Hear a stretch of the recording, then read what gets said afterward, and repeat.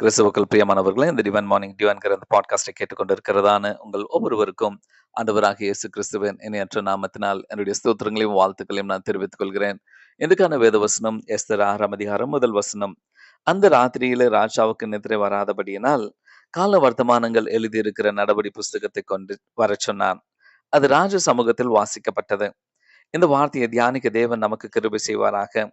எத்தனை ஆச்சரியம்! அதே நாள் சாயங்காலத்தில் வஞ்சகனான ஆமான் மொர்தெகாயை தூக்கில் போடும்படியாக 50 முழம் உயரமான தூக்கு மரத்தைச் செய்தான். அடுத்த நாள் காலையில ராஜாவிடம் சொல்லி அவனை தூக்கில் போட வேண்டும் என்ற எண்ணத்தோடு அவன் அந்த தூக்கு மரத்தை செய்வித்தான். இதை எஸ்தர் 5ஆம் அதிகாரம் 14ஆம் வசனத்துல இதை பார்க்கலாம். ஆனால் தேவன் அதே இரவில் எல்லாவற்றையும் மாற்றி போட்டார். கர்த்தருடைய வேலையை பாருங்கள். ஆமான் நினைத்திருப்பான், யாரும் தன் திட்டத்தை மாற்ற முடியாது. ராஜாவும் அரண்மனை கொலு மண்டபத்தில் இல்லை.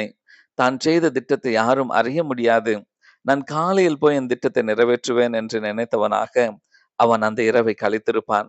ஆனால் அந்த ஒரு இரவிற்குள்ளாக தேவன் எல்லாவற்றையும் மாற்றி போட்டார். தேவன் எல்லாவற்றையும் அறிந்தவர். ராஜாவுக்கு ஆமானின் திட்டமும் தூக்கு மரம் செய்ததும் தெரியாது. ராஜாத்தி எஸ்தருக்கும் தெரியாது. ஏன் மொர்தெகாய்க்கும் தெரியாது. ஆனால் தேவனுக்கு முன்பாக மறைந்திருப்பது எதுவும் இல்லை. கர்த்தர் செயல்பட ஆரம்பித்தார்.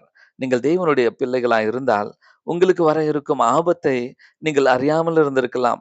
ஆனால் தேவன் அறிந்தவராக இருக்கிறார். அவர் உங்களுக்காக செயல்பட ஆரம்பிப்பார். அவர் உங்களுக்காக யுத்தம் செய்வார். உங்கள் வாழ்க்கையில் நடைபெறும் எல்லா காரியத்தையும் அறிந்தவர் அவர் ஒருவர் மட்டும்தான். அவர் நம்முடைய வாழ்வில் நடந்த, நிகழ்கின்ற, வருகின்ற முக்காலத்தையும் அறிந்தவர். கர்த்தருடைய அருமையான செயலை பாருங்கள். அந்த ராத்திரி ராஜாவுக்கு தூக்கத்தை தேவன் வரவிடவில்லை. அவனை கால வர்த்தமானங்களின் நடபடியை எடுத்து வரச் செய்து படிக்க வைக்கிறார். அது வாசித்த போது 2 பிரதானிகளான பிக்தானாவும் தேரேசும் ராஜாவாகிய அகஸ்வேரின் மேல் கைப்பட பார்த்த செய்தியை ராஜாவுக்கு மொர்தெகாய் அறிவித்தான் என்பது வாசிக்கப்பட்டது. அதற்காக மொர்தெகாய்க்கு கனமும் மேன்மையும் செய்யப்பட்டதா என்று ராஜா கேட்டபோது ஒன்றும் செய்யப்படவில்லை என்பது ராஜாவுக்கு தெரிய வந்தது. அடுத்த நாள் காலையில் ஆமான் மொர்தெகாயை தூக்கில் போட வேண்டும் என்று ராஜாவிடத்தில் பேசும்படி முற்றத்திற்கு வந்திருந்தான்.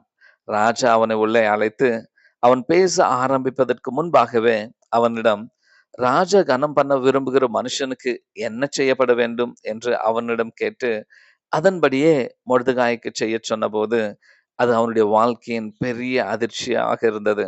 யாரை அவன் தூக்கில் போட வேண்டும் என்று ராஜாவிடம் பேச வந்திருந்தானோ அதே நபரை நகர வீதியில் எல்லா கனத்தோடும் கனம் பண்ண அவனையே ராஜா செய்ய வைக்கிறார். தேவன் மொர்தெகாயை தூக்கிலிடாதபடி காத்து அவனை நகரமே வியக்கும் வண்ணம் கனம் பண்ணினது மாத்திரமல்ல, அவனுக்கு விரோதமாக ஆமான் செய்த தூக்கு மரத்தில் அவனே தூக்கிலிடும்படி செய்கிறார். நம் தேவனுடைய கரங்களில் நம்முடைய காலங்களும் வாழ்க்கையும் இருக்கிறது.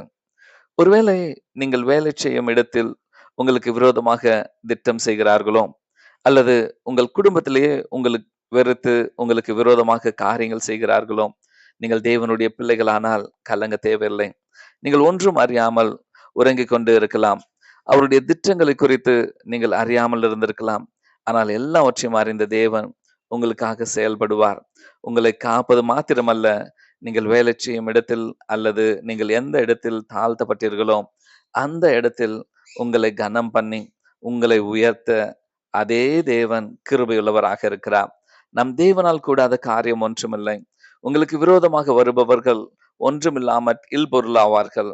அவர்கள் உங்களுக்கு விரோதமாக செய்யும் ஒரு காரியமும் வாய்க்காமற் போகச் செய்ய தேவன் வல்லவராக இருக்கிறார். இப்படிப்பட்ட அதிசய தேவனை தெய்வமாக கொண்டுள்ள நாம் எத்தனை பாக்கியவான்கள். ஆகவே எதை குறித்தும் நீங்கள் கலங்காதிருங்கள். கர்த்தரிடத்தில் உங்கள் வாழ்க்கையை ஒப்பு கொடுத்து விட்டு அவருடைய வேலைக்காக காத்திருங்கள். கர்த்தர் உங்களுக்காக யுத்தம் செய்வார். தம்மை நம்பி ஜீவிக்கும் உங்களையும் என்னையும் மற்றவர்களுக்கு முன்பாக வெட்கப்படுத்த ஒரு நாளும் தேவன் அனுமதிக்க மாட்டார். அவர் நமக்காக காரியங்களை செய்வார். அவருடைய செயல்கள் மகத்துவமானது. ஆராய்ந்து முடியாத பெரிய காரியங்களையும் எண்ணி முடியாத அதிசயங்களையும் அவர் செய்கிறவர். தாழ்ந்தவர்களை உயரத்தில் வைத்து துக்கிக்கிறவர்களை ரட்சித்து உயர்த்துகிறவர் அவர். ஆகவே ஆண்டவருடைய பாதத்துல நம்மை தாழ்த்தி ஒப்பு கொடுப்போமா? கண்களை மூடி நாம் செபிக்கலாமா? எங்களை அதிகமாய் நேசித்து வழி நடத்தும் நல்ல தகப்பனே, எங்களுக்கு விரோதமாய் எழும்பும் காரியங்களை நன்கு அறிந்தது எங்கள் தெய்வமே, அதில் நாங்கள் சிக்கிக்கொள்ளாதபடி எங்களை தற்காத்து எங்களை ஏற்ற வேளையில் உயர்த்திருக்கிற கிருபையுள்ள தேவனே, உம்மை நாங்கள் துதிக்கிறோம். எங்கள் வாழ்க்கை உம்முடைய கரத்தில் இருப்பதால் நாங்கள் எதை குறித்தும் கலங்காதபடி உம்முடைய சித்தம் எங்கள் வாழ்க்கையில நடக்கும்படி எங்களை ஒப்புக் கொடுக்கிறோம். எங்கள் சத்துருக்களின் கைகளிலிருந்து எங்களை விடுவித்தவரே, உம்மை துதிக்கிறோம். நீரே எங்களை வழி நடத்தும். எங்கள் ஜெபத்தை கேட்டு எங்களுக்கு பதில் கொடுப்பவரே, உமக்கே நன்றி. இயேசு கிறிஸ்துவின் நாமத்தில் ஜெபிக்கிறோம் எங்கள் ஜீவனுள்ள நல்ல பிதாவே. ஆமென். கர்த்தர் தாமே உங்கள் ஒவ்வொருவரையும் ஆதரித்து ஆசீர்வதிப்பாராக. ஆமென்.